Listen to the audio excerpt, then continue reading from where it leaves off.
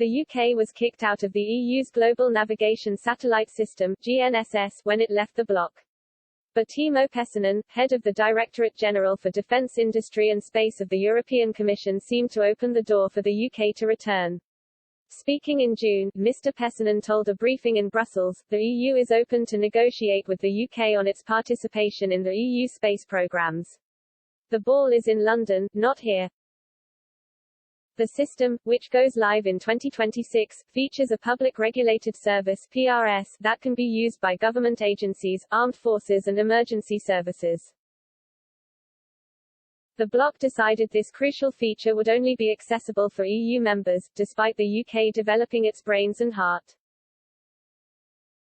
The government appeared to give up on the dream of building a UK alternative when it invested in £364 million, $500 million, to acquire the satellite company OneWeb from bankruptcy, in conjunction with the Indian company Bharti Global.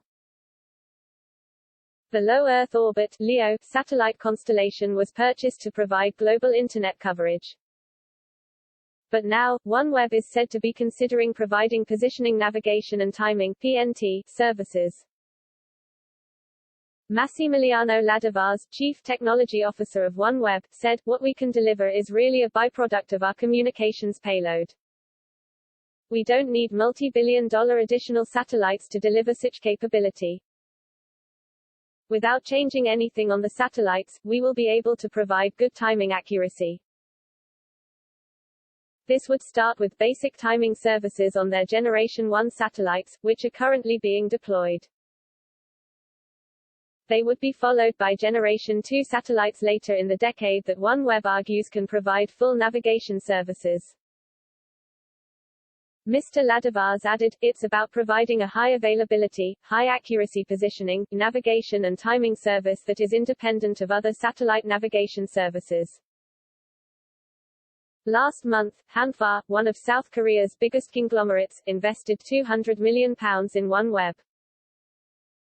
Hanwha made the investment via Hanwha Systems, the defense systems division that last year acquired Phaser Solutions, a British satellite antenna startup. The group will have a seat on OneWeb's board. OneWeb said the addition of one of South Korea's leading defense groups as a shareholder would bring relationships with new government customers and an expanded geographical reach. Neil Masterson, OneWeb chief executive, said Hanwha would also bring advanced defense and antenna technology to the table. Sunil Bharti Mittal, chair of Bharti Enterprises and of OneWeb, described Hanwha as a powerful partner for the satellite group. Hanwha's investment is due to be completed in the first half of 2022, subject to regulatory approvals.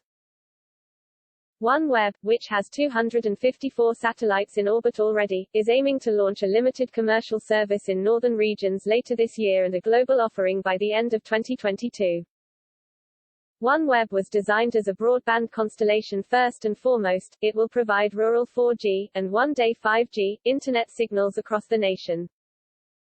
It will operate in LEO, as opposed to the medium Earth orbits used by Galileo and GPS.